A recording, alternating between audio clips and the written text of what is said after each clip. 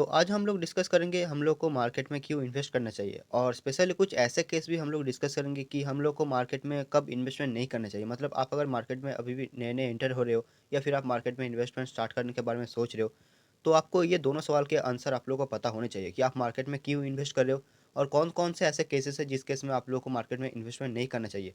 आप अगर करना चाहते हो तो उस केस में आप इनडायरेक्ट वे पे जा सकते हो, लेकिन डायरेक्ट वे पे आप लोग को स्टॉक्स खरीद के इन्वेस्टमेंट नहीं करना चाहिए।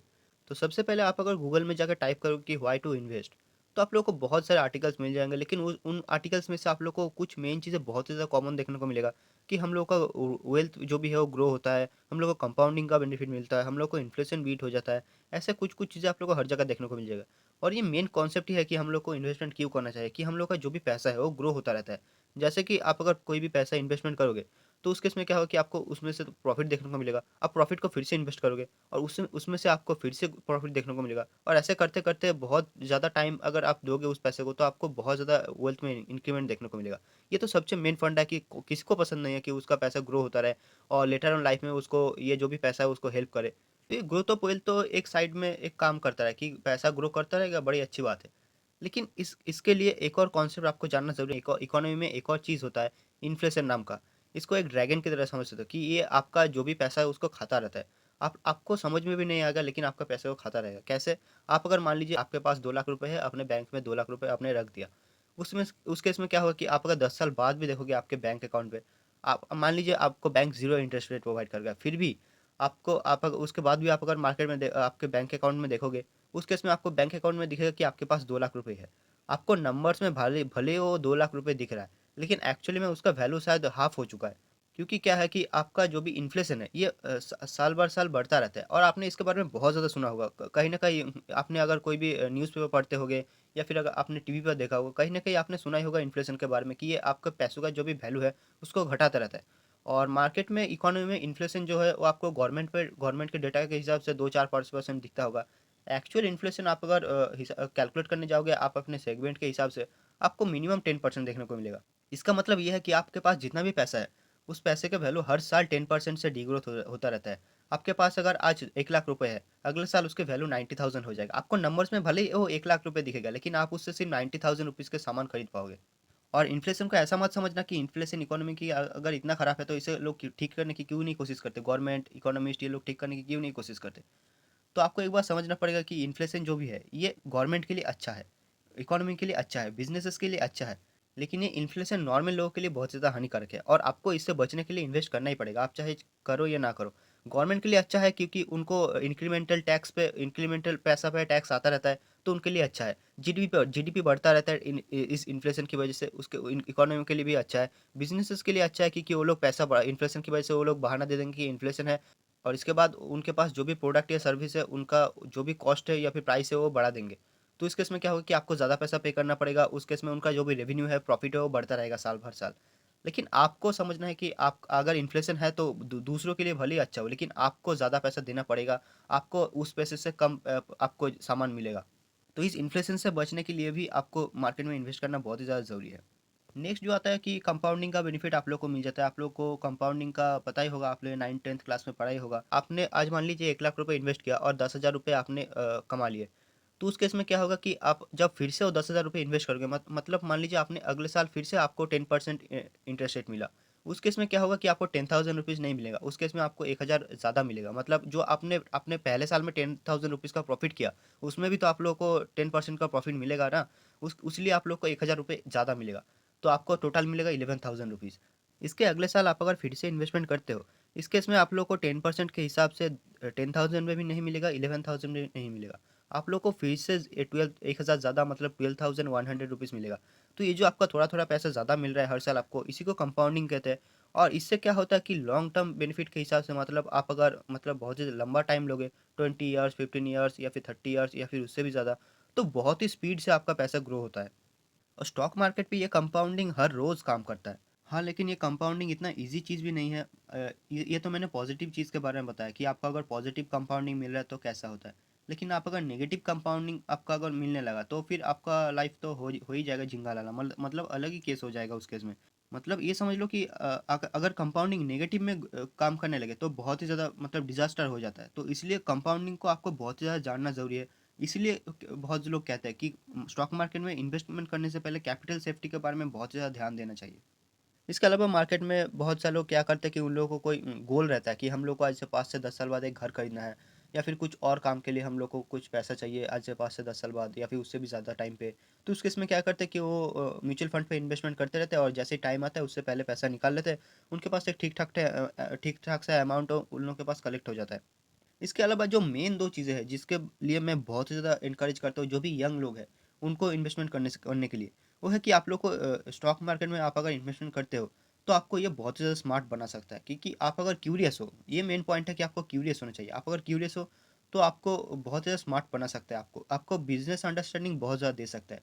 आपको फ्यूचर में मान लीजिए आप अगर अभी कभी कहीं पे जॉब कर रहे हो, आपको अगर फ्यूचर में बिज़नेस खोलना हो गया, तो उस केस में ये आपको बहुत ज़्यादा हेल्प कर सकता है। अब कुछ-कुछ चीज़ें जान लेते हैं कि हम लोग को इन्वेस्टमेंट क्यों नहीं करना चाहिए, या फिर कब इन्वेस्टमेंट हम लोग को नहीं करना चाहिए। और ये बहुत ही इंपॉर्टेंट कॉन्सेप्ट है। आपको आप अगर इस चीज़ को मतलब इग्नोर कर देते हो, मतलब बहुत ही ज़्यादा डिज़ास्टर हो सकता है। आपके पास जो पैसा है वो भी चला जा सकता है। तो आपको ये पैसा रिकवर करने में भी बहुत ज़्यादा टाइम लगता है। तो ये बहुत ही ज़्यादा जानना ज़रूरी है आपके लिए कि आप अगर गैम्बलिंग माइंडसेट्स को लेके आ रहे हो कि आपको मतलब गैम्बलिंग करना है कि आज का आपके पास 1 लाख रुपए है, आपको इसे मतलब 6 महीने में 10 लाख रुपए करना है। ऐसे माइंडसेट लेके आप अगर आ रहे हो, या फिर आपके पास 2,000 रुपए है, आपको इसे मतलब 50,000 1 लाख रुपए में कन्वर्ट करना है। आप अगर ऐसे माइंडसेट लेके आ रहे हो, तो मतलब भगवान ही आपके लिए, आपके पास अगर लक है तो हो जाएगा शायद। आपको आपके लक के ऊपर ध्यान देना है कि आपके पास कितना लक है। आप अपने लक को शायद ज़्यादा जानोगे, तो उस केस में आपको लगता है अगर कि आपका लक आपके साथ देता है, आपका लक इतना अच्छा है कि हो सकता है, उस केस में आप डेफ़िनिटली करो। लेकिन आपको अगर लगता है कि आपका लक आपके साथ नहीं है, तो उस केस में शायद ही मतलब कोई कर सकता है। कि गैम्बलिंग करने के लिए 2 ही तरीके के लोग इसमें सक्सेसफुल हो सकते हैं। पहला तो वो जिनके पास बहुत ही ज़्यादा लक है, और या तो वो लोग जिनको भगवान डायरेक्टली सपोर्ट कर रहे हैं कि वो लोग मार्केट में हाथ डालेंगे, उनको पैसा ही पैसा मिलता जाएगा। तो देख लो आप कौन-सी कैटेगरी में आते हो, उस केस में आप गैम्बलिंग अब करना है कि नहीं, आप लोग डिसीज़न ले सकते हो। बाकी रहेगा एक और पॉइंट कि आपको अगर बहुत ही ज़्यादा मार्केट से आपको रीच होना है, तो मतलब नहीं करना चाहिए ऐसा कभी भी। कि आप अगर मार्केट में रीच होने के लिए आ रहे हो, तो ये गलत जगह है आपके लिए। मार्केट से रीच नहीं हो सकता है, जो लोग रीच होते हैं वो मार्केट में आते हैं। ये आपको पहले दिन से जान लेना चाहिए कि जो लोग ऑलरेडी रिच है, वही मार्केट में आके रिच हो सकते हैं। जिनके पास बहुत ही ज़्यादा पैसा है, वो लोग ही सिर्फ मार्केट में आके रिच हो सकते हैं। मतलब जिनके जो लोग रिच है, वो लोग मार्केट में आके और ज़्यादा रिच हो जाएँगे। लेकिन आप अगर रिच नहीं हो, तो आप लोग सिर्फ इतना जान सकते हो कि आप अपने पैसे को मतलब ग्रो कर सकते हो, आप थोड़ा बहुत पैसा कमा सकते हो। लेकिन रिच होना ये मतलब अलग ही लेवल का चीज़ हो गया। हो सक ऐसा नहीं है कि आप लोग रिच नहीं हो सकते, लेकिन जब तक आप रिच होगे, उसके पैसे का कोई मतलब आपके पास वैल्यू नहीं बचेगा। आपका मतलब आपका एंड लाइफ में होगा वो। आप हो सकता है आपका एज तब तक 60-70 ऐसा हो जाएगा। उस केस में उस पैसे का आपके पास वैल्यू क्या बचा? मतलब आप रिच हो गए, लेकिन अपने लिए नहीं, आपके जो भी नेक्स्ट जनरेशन है उनके लिए। नेक्स्ट है पीयर प्रेशर। आप अगर ऐसा सोच के आ रहे हो कि मेरा दोस्त इन्वेस्टमेंट करता है, मेरे कलीग्स इन्वेस्टमेंट करते हैं, तो ऐसे अगर दूसरे इन्वेस्टमेंट कर रहे हैं, इसलिए आपको भी इन्वेस्टमेंट करना चाहिए। ऐसे अगर आप सिचुएशन पे आ रहे हो, तो उस केस में आप लोग को बहुत ज़्यादा लॉस फेस करना पड़ सकता है। क्योंकि पीयर प्रेशर एक ऐसा चीज़ है जो कि मतलब बचपन से ही हम लोग के मन में काम करता है, लेकिन क्या है, इसको आपको ओवरकम करने की ज़रूरत है। और पीयर प्रेशर की वजह से आप अगर आ रहे हो, तो मत ही आओ, बहुत ही अच्छा होगा। और अगर आ भी रहे हो, तो जैसे कि मैं हर बार कहता हूँ कि म्यूचुअल फंड आपके लिए बेस्ट होगा। स्टॉक्स में डायरेक्टली मतलब मत करने जाओ। नेक्स्ट है मार्केट वोलाटिलिटी। मार्केट में आप लोग को हर रोज स्टॉक्स ट्रेड होते हुए दिखेंगे। कुछ स्टॉक्स हो सकता है 1-2% आप लोग को अप डाउन देखने को मिलेगा। कुछ स्टॉक्स हो सकता है 2 से 5% दिखेगा। कुछ स्टॉक्स ऐसे भी आप लोग को मार्केट में देखने को मिलेगा जो कि 10 से 20% अप डाउन होता रहता है। तो ऐसे में आप अगर मार्केट वोलाटिलिटी को हैंडल नहीं कर सकते, कि बहुत लोग होते हैं बहुत ज़्यादा मतलब अपने पैसे को वोलाटिलिटी बहुत ज़्यादा सहन नहीं कर सकते। उस केस में क्या होगा कि आप लोग को बहुत ज़्यादा परेशानी हो सकती है। अपने पैसे को इन्वेस्टमेंट करोगे और उसके बाद बार-बार देखते रहोगे कि आज मार्केट 10% बढ़ गया, 10% गिर गया मेरे स्टॉक्स। तो ऐसे में आपको मतलब हार्ट की परेशानी हो जाएगी बहुत ज़्यादा लॉन्ग टर्म में। ऐसे में आप लोगों को नहीं करना चाहिए ये सब। इससे अच्छा आपको इन्वेस्टमेंट करना ही है, तो जैसे कि मैं कहता हूँ कि म्यूचुअल फंड बेस्ट है। क्योंकि बहुत बार आपके साथ ऐसा भी होगा कि मार्केट में कभी भी आपने कोई शेयर लेके रखा है, और किसी भी कोई भी न्यूज़ आ सकता है। मतलब आप लोगों को पता भी नहीं होगा, कभी भी कोई भी कहीं से भी न्यूज़ आ जाएगा, और कल को मार्केट में जो भी आपने शेयर लेके रखा है 10% गिर जाएगा। और 10% ऐसे में बहुत बड़ा नंबर होता है। आपने अगर ठीक-ठाक से अमाउंट इन्वेस्टमेंट करके रखा है, और ऐसे में आप लोगों को देखने को मिलेगा बहुत सारे लोगों को क्या होता है कि पैसे से उनका बहुत ज़्यादा इमोशनल अटैचमेंट हो जाता है उनका। और ऐसे में क्या होता है, जब जब वो लोग घर में जाते हैं, या फिर काम करने जाते हैं, तो ऐसा उनका मूड ठीक नहीं रहता। वो लोग या तो बहुत ज़्यादा चिढ़े हुए रहते हैं, या फिर बहुत ज़्यादा अच्छे से बात नहीं करते, बहुत ज़्यादा गुस्से से बात करते हैं, क्योंकि उन लोगों को मार्केट में इमोशनल लॉस हो चुका है। तो क्योंकि स्टॉक्स उनका 10% गिर चुका है, इसलिए वो बहुत ज़्यादा चिड़चिड़े हो जाते हैं।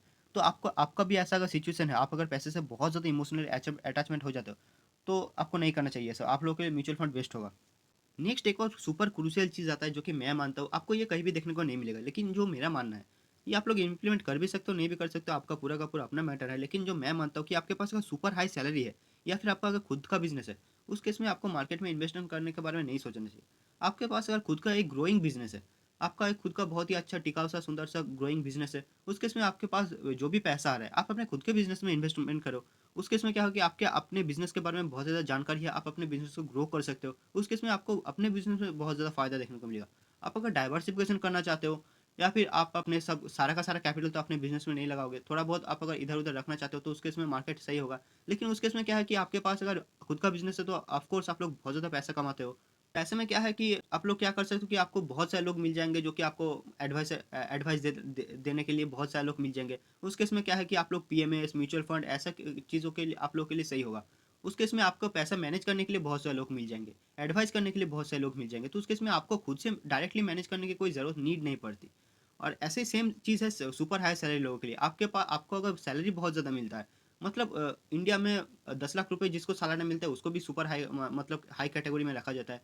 लेकिन आपका सैलरी अगर मान लीजिए साल का अगर 50 लैक्स या फिर 20 लैक्स ऐसा है, उस केस में क्या है कि आप बहुत ज़्यादा सुपर कैटेगरी में आते हो सैलरी कैटेगरी में। उस केस में क्या है कि आपका जो भी फ्लोट कैपिटल बच जाता होगा कि सारे खर्चे निकालने के बाद आपके घर में, उस केस में आपके पास बहुत ज़्यादा पैसा बच जाता होगा।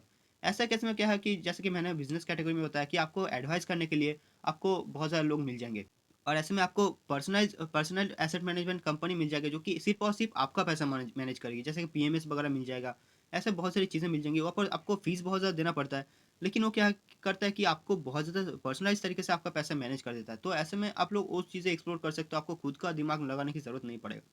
अनलेस आप लोग खुद से सीखना सीखना चाहते हो, आप लोग खुद से पैसा मैनेज करना चाहते हो, आपको आपका पैसा मैनेज करने में बहुत ज़्यादा इंटरेस्टिंग लगता है, आप लोगों को मार्केट बहुत ज़्यादा इंटरेस्टिंग लगता है, उस केस में आप लोग कर सकते हो।